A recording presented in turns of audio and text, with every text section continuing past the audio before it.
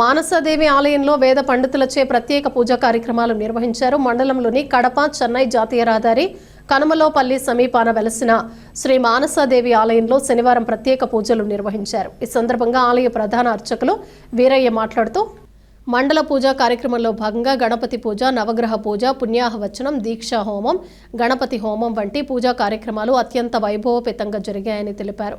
ఆలయ ధర్మకర్త లక్ష్మయ్య మాట్లాడుతూ అక్టోబర్ నెల 26, 27, 28 తేదీల్లో మానసాదేవి నూతన విగ్రహ ప్రతిష్ఠ కార్యక్రమం నిర్వహించి మండల పూజా కార్యక్రమంలో భాగంగా 41 రోజు పూజా కార్యక్రమం నిర్వహించి ప్రత్యేక కోలాటాల సాంస్కృతిక కార్యక్రమాలు నిర్వహించామని తెలిపారు. ఆలయ అభివృద్ధి కొరకై ప్రతి ఒక్కరూ సహకరించాలని పలువురు తెలిపారు.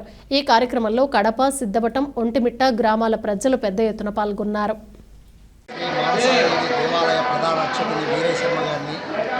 ఆలయ ధర్మకర్త లక్ష్మయ్య గారు ఇక్కడ మానసాదేవి గత అక్టోబర్ నెల 26, 27, 28 తారీఖు ప్రాణ ప్రతిష్టాపన జరిగినది. అంతేకాకుండా ఈ విధుడికి 41 రోజు సందర్భంగా స్వామివారికి అత్యంత వైభవంగా మండల పూజా కార్యక్రమము ఈరోజు దినము ఉదయం గణపతి పూజ, నవగ్రహ పూజ, పుణ్యావాచనము, దీక్షా హోమము, గణపతి హోమము, నవగ్రహ హోమము, మానసాదేవికి ప్రీతికరమైన మన్య సూక్తంతో కలిపి హనుమాన్ మన్య సూక్తంతో కలిపి శ్రీ సూక్తము, రుద్రము, నమకము, చమకముతో స్వామివారికి సర్పసూక్త యాగము నిర్వహించడం జరిగినది. ఇప్పుడు 1 గంట ప్రాంతంలో స్వామివారి ప్రాంగణంలోనే అమ్మవారి ఉత్సవమూర్తిని మెరవని జరపబడును.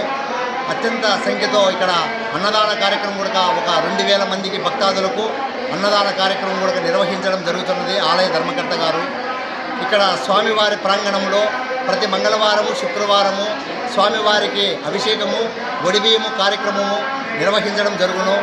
తదుపరి కళ్యాణం కాని పిల్లలకు కుజదోష పరిహారణ, సంతానం లేని వారికి సంతాన యాగము, తర్వాత నాగదోష పరిహారము ప్రతి మంగళవారం, శుక్రవారము, ఆదివారము ఇక్కడ సామూహికంగా నిర్వహించడం జరుగును.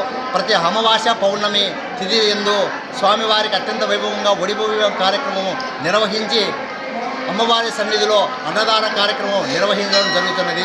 జై శ్రీరామ్, జై శ్రీ మాత్రే నమః. ఈ ఆలయానికి దాతల సహకారం కూడా కోరుకుంటున్నాము. ప్రతి ఒక్కరు ముందుకు వచ్చి ఈ ఆలయం అభివృద్ధి కొరకు ప్రతి ఒక్కరు చెయ్యి కలిపి దేవస్థానము ఇంకా ఎంతో అభివృద్ధి చేయవలసిందిగా కోరుకుంటున్నాం. జై శ్రీ మాత్రే నమః.